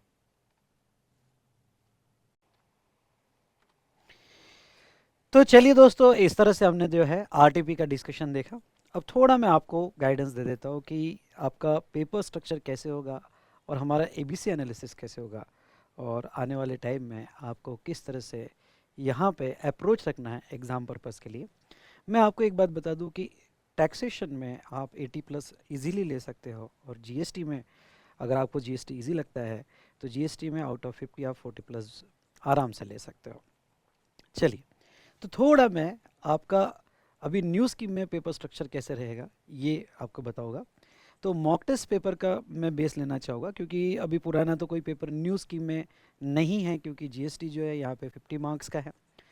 तो जीएसटी 50 मार्क्स का पहले 40 मार्क्स का था, अब 50 मार्क्स का है, तो पेपर स्ट्रक्चर जो रहेगा और उसमें क्वेश्चंस जो रहेंगे, इसमें यहाँ पे जो है थोड़ा थोड़ा चेंज होगा।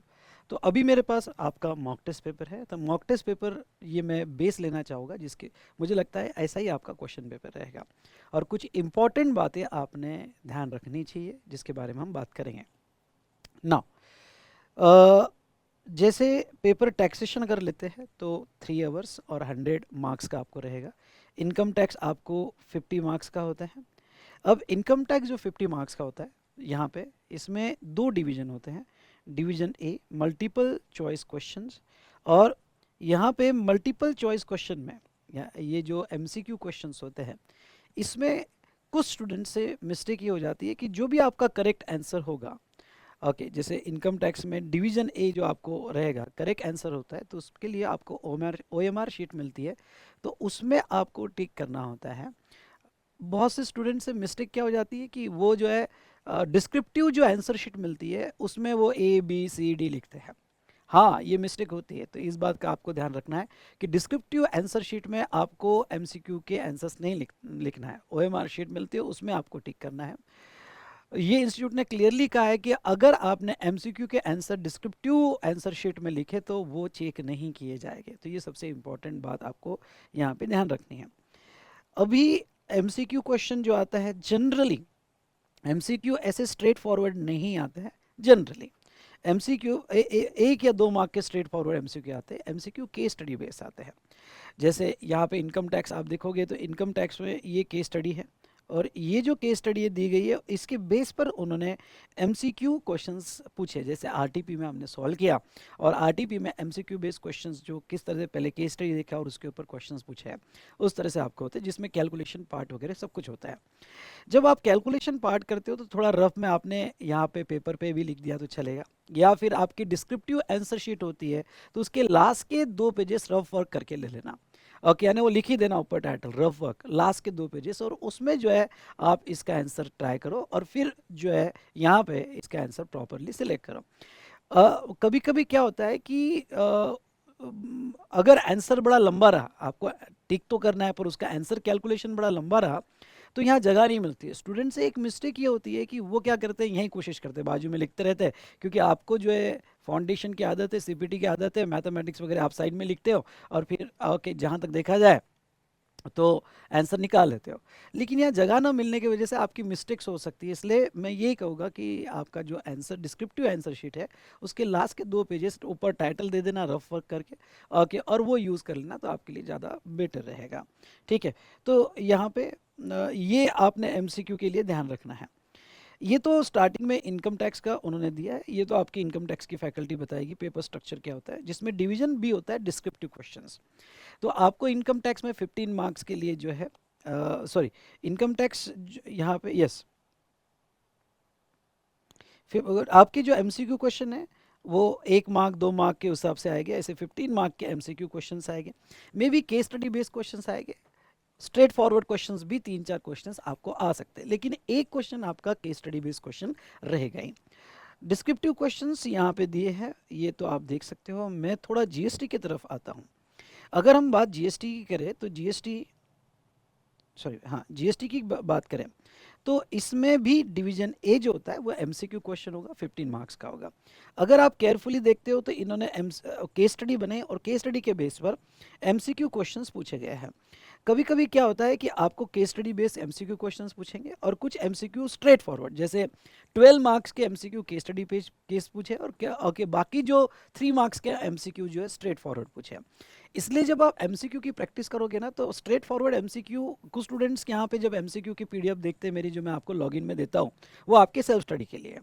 तो कुछ स्टूडेंट्स क्या करते हैं कि वो जो स्ट्रेट फॉरवर्ड वाले एमसीक्यू कर लेते हैं और केस स्टडी बेस्ड एमसीक्यू तब आते हैं तो छोड़ देते हैं। ऐसा मत करना। ओके, क्यों? क्योंकि 12 मार्क्स के आसपास अगर केस स्टडी बेस्ड एमसीक्यू आता है तो आपको आदत चाहिए कि केस स्टडी बेस्ड एमसीक्यू में आंसर्स निकालने की। इसलिए मैं आपको स्ट्रांगली सजेस्ट करूंगा कि आप केस स्टडी बेस्ड एमसीक्यू जो है वो पहले अच्छे से कर लो, आप उतना ही करके जाओ। बाकी आपको स्ट्रेट फॉरवर्ड एमसीक्यू, ओके, वो तो क्या है, सब नए आते हैं। आप कितना भी स्ट्रेट फॉरवर्ड एमसीक्यू जो है 1 लाइन एमसीक्यू या ये पढ़ के जाओ तो भी वो नया ही आता है। ओके, इसलिए जहाँ तक देखा जाए तो उसको टाइम पे ही आपके कितने कॉन्सेप्चुअल क्लैरिटी है उसके बेस पर आप सॉल्व करोगे। लेकिन जहाँ तक देखा जाए ये जो केस स्टडी बेस्ड एमसीक्यू है, एटलीस्ट 15 20 एमसीक्यूज की केस स्टडीज पढ़ के जाओ, या जितना भी आपसे पॉसिबल है। मतलब मैंने 15 20 बोल दिया और आपका नहीं हुआ तो टेंशन आ जाएगा। जितना भी है तो उसकी आदत करके जाओ, सो दैट आपको समझ में आएगा कि केस स्टडी बेस्ड एमसीक्यू का किस तरह से आंसर देना चाहिए और किस तरह से हमने कैलकुलेशन करना चाहिए। तो अब आते हैं डिस्क्रिप्टिव क्वेश्चंस, जो आपको यहाँ पे 35 मार्क्स के लिए होता है। अब देखो, 35 मार्क्स के लिए डिस्क्रिप्टिव क्वेश्चंस होता है। जब आप जीएसटी लॉ पढ़ते हो तो जीएसटी लॉ में आप क्या सोचते हो? आप ये सोचते हो कि यार ये तो थ्योरेटिकल सब्जेक्ट है और कि पढ़ के जाना पड़ेगा। ऐसा नहीं है। अगर आप स्ट्रक्चर देखोगे तो पहला क्वेश्चन टोटली न्यूमेरिकल क्वेश्चन है। हाँ, आपको नोट्स लिखने की आदत होनी चाहिए, रिमार्क्स लिखने की आदत होनी चाहिए। मैं, आपने अगर मेरा रेगुलर क्लास किया होगा तो मैंने आपसे बहुत लिखवा लिया रिमार्क्स। ओके, तभी भी आपको किस तरह से रिमार्क देना चाहिए उसकी आदत पहले से ओके आपको होनी चाहिए। इसलिए जब आप मेरा क्वेश्चन एयर सॉल्व करते हो तो ऐसा टेबल वेबल सॉल्व करके ये तो रफ में कर लो जितना फास्ट हो सके। मैंने क्लास में जब आपसे करवाया तो ऐसे ही प्रैक्टिस करवाया कि वो रफ में कर लो जितना है, लेकिन जब आप रिमार्क लिखते हो तो पूरा लिखो। ओके, पूरा रिमार्क लिखो, तो ये बहुत ज़रूरी है। आप यहाँ पे पहला क्वेश्चन जो आएगा, क्वेश्चन नंबर 1, अब देखो ये ख्याल रखना, क्वेश्चन नंबर 1 आपका कंपलसरी आएगा, आपको ऑप्शन नहीं रहेगा। क्वेश्चन नंबर 1 कंपलसरी आएगा, यही पैटर्न रहेगा। और attempt any 2 questions out of remaining 3। तो जो रिमेनिंग 3 है उसमें से 2 क्वेश्चंस आपको सॉल्व करने हैं और एक क्वेश्चन आपको ऑप्शन मिल जाता है। अब आपने आपका एक सवाल हो सकता है कि जब सर जब हम पेपर सॉल्व करने जाएंगे तो क्या हमें पहले जीएसटी सॉल्व करना है? तो कर सकते हो, बिल्कुल कर सकते हो। आप पहले जीएसटी खत्म कर सकते हो, बाद में इनकम टैक्स खत्म कर सकते हो, उसमें कोई दिक्कत नहीं है। दोनों की आंसर शीट्स आपको अलग अलग मिलेगी।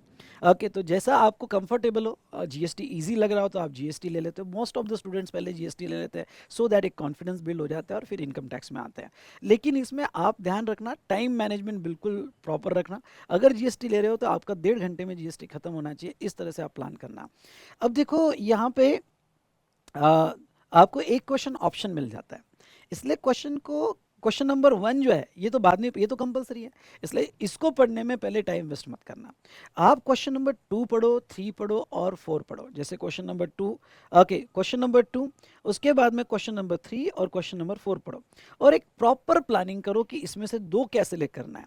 कभी कभी क्या हो जाता है, क्वेश्चन नंबर 1 2 जो है इसमें का, ओके, जब समझ लो सब क्वेश्चन ए है, सब क्वेश्चन बी है और क्वेश्चन नंबर 3 में ए बी है, उसका ए आपको नहीं जम रहा है, इसका बी नहीं जम रहा है, अब उसका भी एक पार्ट नहीं जम रहा है, इसका भी एक पार्ट नहीं जम रहा है, या फिर अब इस ऐसा अगर कॉन्फ्लिक्ट हो जाता है, या क्वेश्चन नंबर 4 का भी कोई एक आधा क्वेश्चन, अब अच्छा क्वेश्चन नंबर 4 में और भी मिल जाता है आपको, यानी ये या ये, ओके, तो आपको ये और भी मिल जाता है। तो ऐसे सिचुएशन में मैं जस्ट आपको ये कहना चाहूँगा, ये बात का ध्यान रखना कि अगर आपके सामने ऐसा कॉन्फ्लिक्ट आ जाए कि इसका ये जम रहा है, इसका ये नहीं जम रहा है, तो वहाँ थोड़ा सोच के समझ के रिलैक्स होके डिसाइड करना कि अगर ऐसा कॉन्फ्लिक्ट आ जाए कि इसका भी नहीं जम रहा है इसमें, तो इसमें से बेटर और कौन सा अच्छा आपको जमेगा।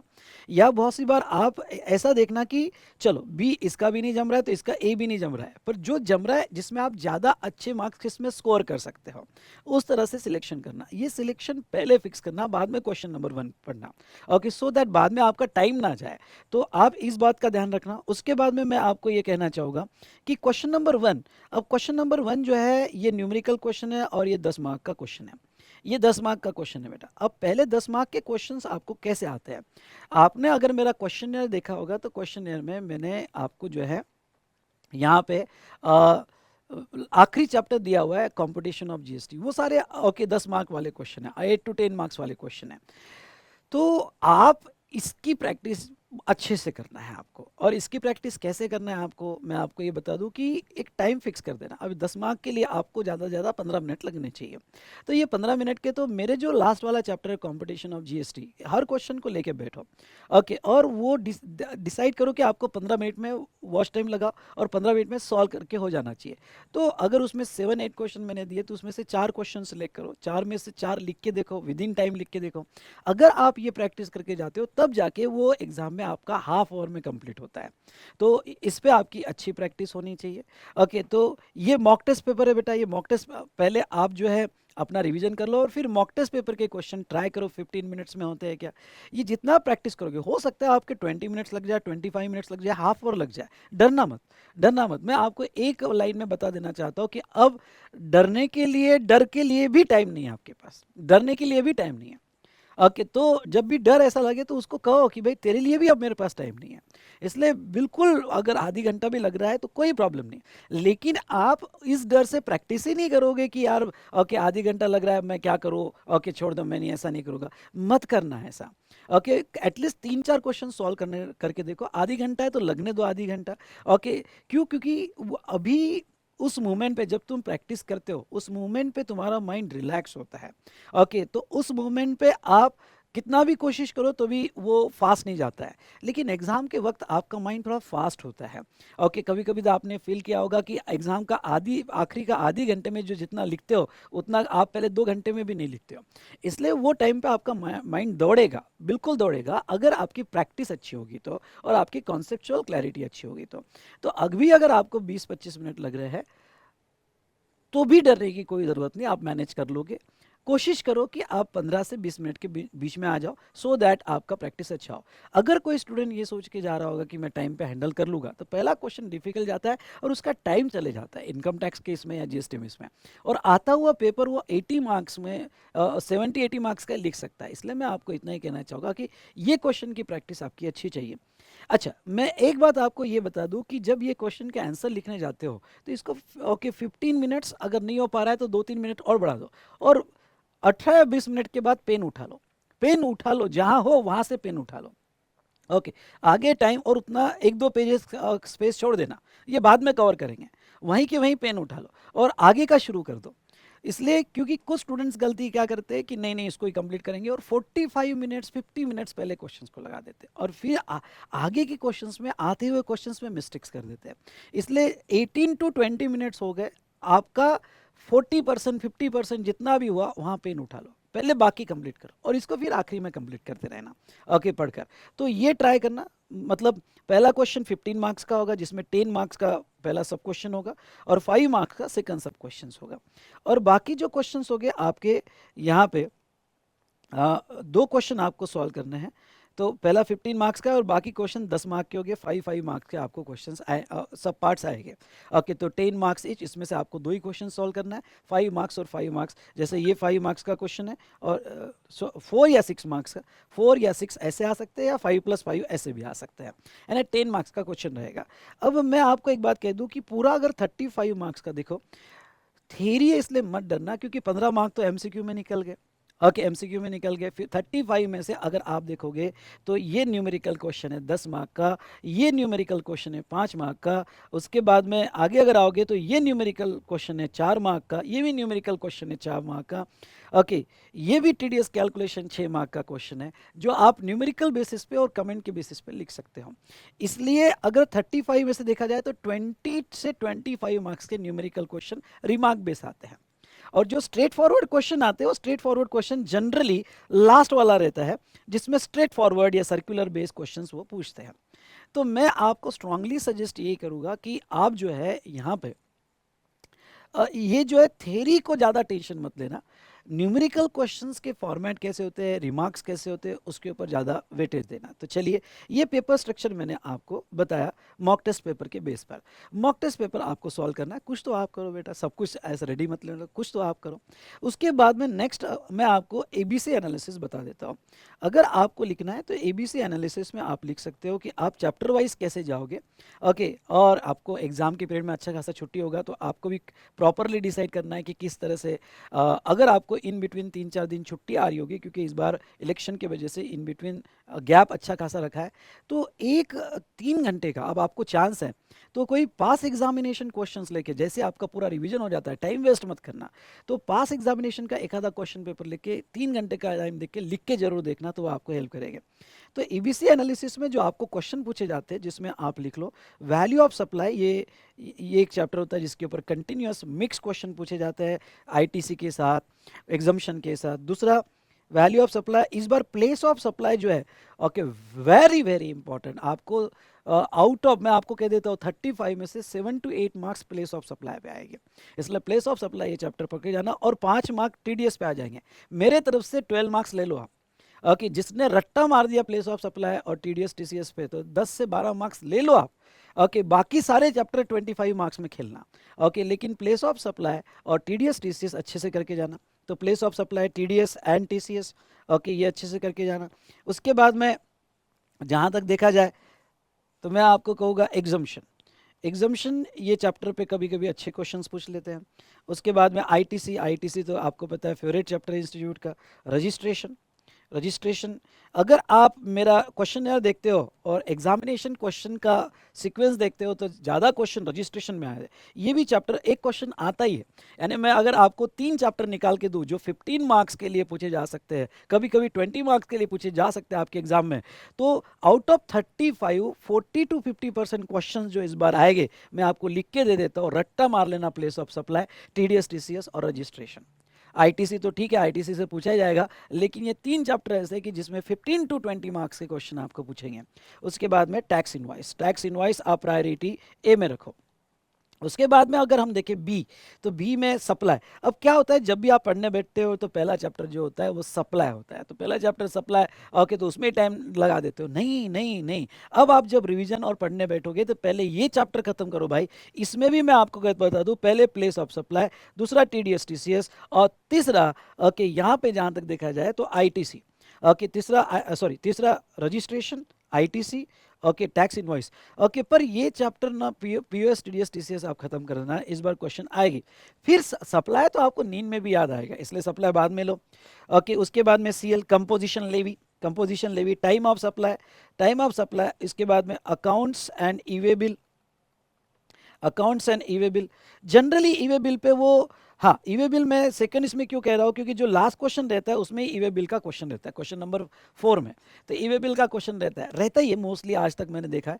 ई वे बिल भी अगर करके जाओ तो वो क्वेश्चन जम जाता है, लेकिन वो ऑप्शन में भी छूट सकता है, लेकिन पढ़ के जाना चैप्टर बहुत ईजी चैप्टर है, एटलीस्ट मेरा क्वेश्चन है तो भी पढ़ के जाना। और रिटर्न, ओके, रिटर्न इधर आपने रखा तो भी चलेगा। और प्रायोरिटी C में RCM, हाँ, RCM में प्रायोरिटी C में मतलब ये चैप्टर इंपॉर्टेंट अनइम्पॉर्टेंट है ऐसा नहीं है, आपकी ये रिवीजन की सीक्वेंस बता रहा हूँ, चैप्टर तो पूरा आपको सिलेबस पढ़ के जाना है। पर RCM क्या करना, RCM पढ़ते वक्त क्या है कि मेरा चार्ट टेबल देख लिया चार्ट बुक से फटाफट, एक RCM को तो ऐसा रखना कि पढ़ते जाना, एक एक घंटे में वो बार बार रिवाइज करना, और एग्जाम के 1 घंटे पहले ताजा ताजा पढ़ के जाना। RCM चीट बना के मत जाना, RCM। फिर इंट्रोडक्शन ऑफ GST जो पहला चैप्टर था, और पेमेंट ऑफ टैक्स। ओके, तो बेटा ये कुछ चीज़ें जो है आपको एबीसी एनालिसिस में मैंने स्ट्रक्चर बता दिया है। ओके, और मैं लिख के दे देता हूँ दोस्तों, इस बार जो है place of supply, TDS, TCS, okay, और रजिस्ट्रेशन, इन 3 चैप्टर पे आउट ऑफ 35 40% का सिलेबस रहेगा। मतलब क्या हुआ? तो मतलब ये हुआ कि 35 में से आपको 15 मार्क्स के क्वेश्चन इन 3 चैप्टर पे हो गए। तो ये पहले अच्छे से करके चले जाना दोस्तों आपने। तो चलिए दोस्तों, ये हमने देखा कि आपका एबीसी एनालिसिस कैसे होना। आई होप मेरा गाइडेंस आपको जरूर हेल्प करेगा। ओके, चलिए, मॉक टेस्ट पेपर जरूर लिख के ट्राई करो।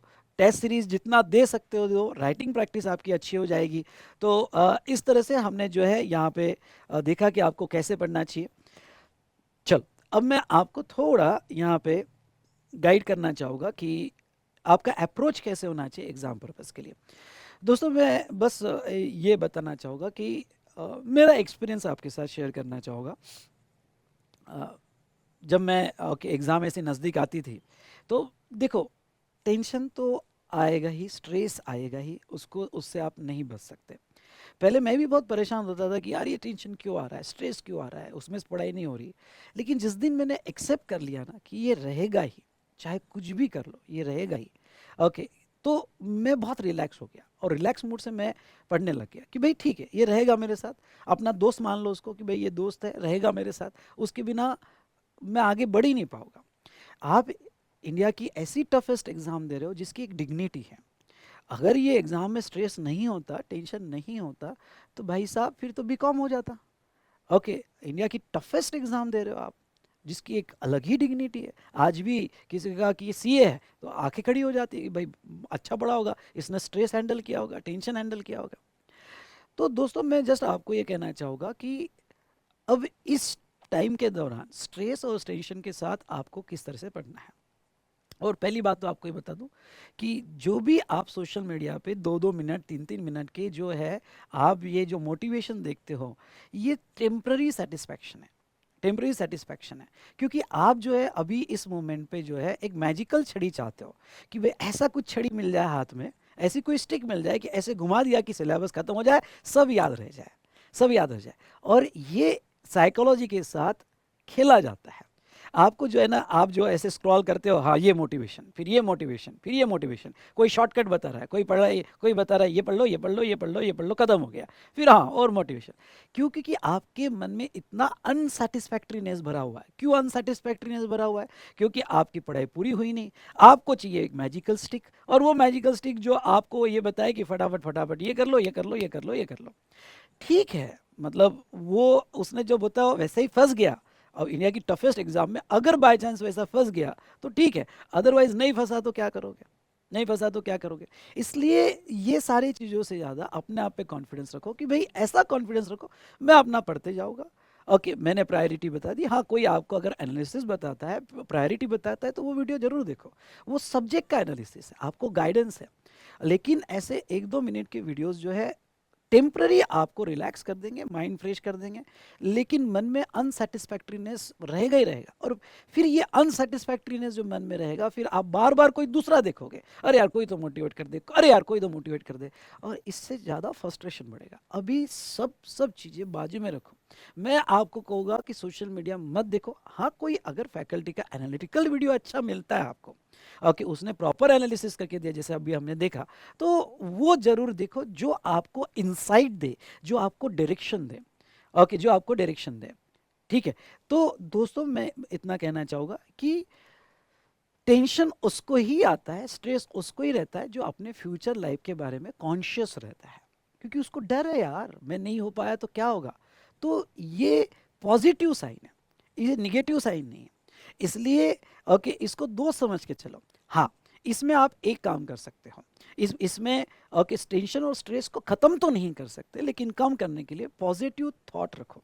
पॉजिटिव थॉट कुछ ऐसे रखो कि भाई मैं एग्ज़ाम तक पढ़ते रहूँगा और मुझे अभी टेंशन के लिए भी टाइम नहीं है, ओके, डरने के लिए भी टाइम नहीं है। इसलिए आप जो है, कभी कभी क्या होगा कि आप आंसर देखते वक्त कोई ऐसी ट्रिकी एडजस्टमेंट्स है जो आपको हाँ, अब देखो, पॉजिटिव में एक एग्जांपल आपको बता दो कि कोई ऐसी ट्रिकी एडजस्टमेंट है जो आपको एकदम डरा दिया उसने कि यार ये तो मैंने सोचा ही नहीं था, और ये ऐसा करना पड़ता है, एग्जाम में आ गया तो मैं क्या करूँगा। वो डर टेंशन को शूट कर देगा और पूरा दिन खराब कर देगा आपका। ओके, वो स्ट्रेस इतना बढ़ा देगा कि पूरा दिन खराब कर देगा। तो इस वक्त अपने आप को संभालो। इस वक्त आप अपने आप को ये कहो कि ठीक है, मैं अभी कोशिश कर रहा हूं ना, और समझ लो ये आ गया तो चलो मैं तो क्लियर हो गया, ये आ गया, और इसके अलावा कोई और ऐसा आया कि जो आपने कभी एक्सप्लोर नहीं किया होगा, आपने कभी वो देखा नहीं होगा, तो भाई साहब मैं 40 का ही लिखूंगा पेपर, बस 10 मार्क ऐसी चीजों के लिए छोड़ दिए। 40 में से 35 क्यों नहीं, 40 में से 35 क्यों नहीं, अपने आप को पूछो। तो जब भी ऐसी एक दो चीजें आती है, क्योंकि आप मॉक टेस्ट पेपर देखोगे ना तो आपको समझ जाएगा, आप पढ़ते हो इतना समुंदर जितना पढ़ते हो, और पूछा जाता है इतना छोटू सा पानी, हाथ में पानी, समुंदर जितना पढ़ते हो। तो जब आप ये देखोगे कि ठीक है ना यार, हर हर एडजस्टमेंट ऐसी टफ नहीं आएगी, टफ नहीं आएगी, अगर आ भी जाता है तो ठीक है यार, बाकी 40 में से 35 क्यों नहीं। ऐसी छोटी छोटी बातों पे पॉजिटिव थॉट्स को कलेक्ट करो, क्योंकि जितने आप पॉजिटिव थॉट्स को कलेक्ट करोगे उतना निगेटिव थॉट्स ऑटोमेटिक कम होंगे, वो जाएंगे नहीं। अगर आप ये सोचोगे कि निगेटिव थॉट्स चले जाना चाहिए, और चले जाने के लिए आप जो है ओके इंस्टा देख रहे हो, आप जो सोशल मीडिया देख रहे हो, आप जो है एक एक दो दो मिनट के मोटिवेशन देख रहे हो, टेम्पररी जाएंगे, पर टेंशन डबल स्पीड से आएगा अगर आपका टाइम वेस्ट हो गया तो, डबल स्पीड से आएगा। इसलिए ओके आप अपने खुद टीचर हो, आप अपने खुद पॉजिटिव थॉट्स को डेवलप करो। बिंदास, मैं आपको कहूँगा कि अपने आप को मत बांधना, बिंदास जो है ओके, जो ये थॉट रखना कि मैं बिंदास लिखूंगा यार, पर बड़ा अच्छा लिखूंगा, पता नहीं लेकिन मैं बिंदास और बड़ा अच्छा लिखूंगा, मुझे अभी सिलेबस को कंप्लीट करना है। ओके ऐसे थॉट से चलोगे तो आपको डेफिनेटली बहुत फायदा होगा।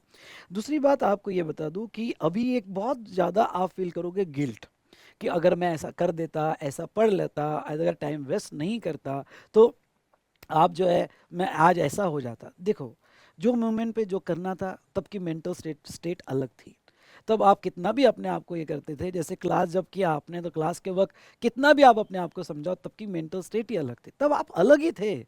आप अब वो हो ही नहीं जो तब थे, इसलिए सोचने से अब कोई मतलब नहीं। आप आज वही हो जो आपके साथ बीत रहा है, जो आपके साथ बीत रहा है आज, आपके साथ टेंशन है, स्ट्रेस है, बस आप यही हो, ये समझना। अब जो हो गया वो अब गया, वो है ही नहीं, आप कोई अब दूसरे ही पर्सन हो।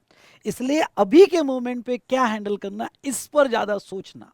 गिल्ट जितना करोगे उतना नेगेटिविटी में जाओगे। एक चीज ध्यान में रखना कि वो वाला इंसान गया, गया, आज जो मैं हूं बस वो हूं, जो आज टेंशन चल रहा है, स्ट्रेस चल रहा है, पढ़ाई चल रही है, मुझे आज इसको हैंडल करना है। जितना आप ऐसा सोचोगे उतना आपको हेल्प होगा, ठीक है। पास्ट बिल्कुल याद मत करना, पास्ट याद करने के लिए भी आपके पास टाइम नहीं है, ठीक है। तो चलो एक पॉजिटिव एनर्जी के साथ आगे बढ़ना है। बिल्कुल जितना ज़्यादा पॉजिटिव चीज़ें आप अपने ओके जो है ना थैली में डाल सकते हो, अपने कटोरे में डाल सकते हो, जहाँ से भी कुछ पॉजिटिव मिल जाए या अपने थॉट से पॉजिटिव मिल जाए, वो कलेक्ट करो इस मोमेंट पे, क्योंकि वो जितना कलेक्ट करोगे निगेटिविटी ऑटोमेटिक कम होगी, स्ट्रेस ऑटोमेटिक कम होगा, ठीक है। तो और जितना हो सके सोशल मीडिया से दूर रहो। हाँ कोई अगर आप कोई अगर एक कोई आपको नॉलेजेबल वीडियो मिले, गाइडेंस वाला जो आपको इनसाइट दे, तो वो आप देख सकते हो, अदरवाइज सोशल मीडिया से दूर रहो, ठीक है। और स्पेशली इंस्टा से तो दूर रहो अभी, ठीक है, डन। तो चलो बेटा, पूरे मेहनत के साथ, जोश के साथ आपको पढ़ना है, मेरी बेस्ट विशेष आपके साथ है। Thank you so much.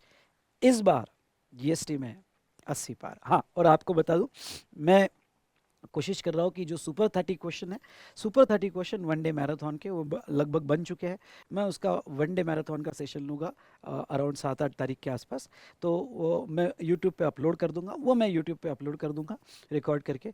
तो ये जो वन डे मैराथन सेशन है कि एक मैं सुपर 30 मास्टर क्वेश्चंस बना रहा हूँ, कि ये क्वेश्चंस अगर आप कर लो, अगर आपने क्वेश्चन कर लिया, अगर ये क्वेश्चन कर लो, तो आपको कंप्लीट एक यहाँ पे कॉन्फिडेंस आ जाएगा, और सब्जेक्ट का आपको पूरा गाइडेंस मिल जाएगा कि हाँ, एक आपको इतना तो कॉन्फिडेंस आ जाएगा कि मेरे क्वेश्चंस ऐसे अच्छे से हो गए। ये मास्टर क्वेश्चंस क्या है, तो ये मास्टर क्वेश्चंस की जितनी भी सारी मैक्सिमम एडजस्टमेंट्स हैं, मैंने वो सारी एडजस्टमेंट इस मास्टर क्वेश्चंस में कवर करने की कोशिश की है, मैक्सिमम एडजस्टमेंट कवर करने की कोशिश की है, कि अगर आप ये कर लो तो आपको एक कंप्लीट सिलेबस का व्यू मिल जाता है। तो चलिए दोस्तों, वो क्वेश्चन आएगा, तब तक आप सारे चैप्टर्स रिवाइज कर लो, आरटीबी देख लो, क्वेश्चन देख लो, फिर मास्टर क्वेश्चन हम करेंगे, डन। सो उसके बारे में मेरा वीडियो आएगा, मैं आपको बताऊंगा। आज का सेशन यहीं एंड करते हैं, और इस तरह से हमने हमारा रैपिड रिवीजन कंप्लीट कर लिया। आई होप आपने बहुत एंजॉय किया होगा। क्वेश्चनर का मैंने सारा आपको डिस्क्रिप्शन में लिंक दिया हुआ है, क्वेश्चनर भी आपने मेरे साथ कंप्लीट कर लिया होगा। और आज हमारी आरटीपी खत्म हुई, और इस तरह से हमारा रैपिड रिवीजन 4.0 खत्म हुआ। Thank you so much, all the best. पर मैं आपके साथ हूँ, और एग्जाम के आखिरी दिन तक आपके साथ रहूँगा, डरो मत। ओके, कोई है जो तुम्हारा ख्याल रख रहा है। Thank you so much.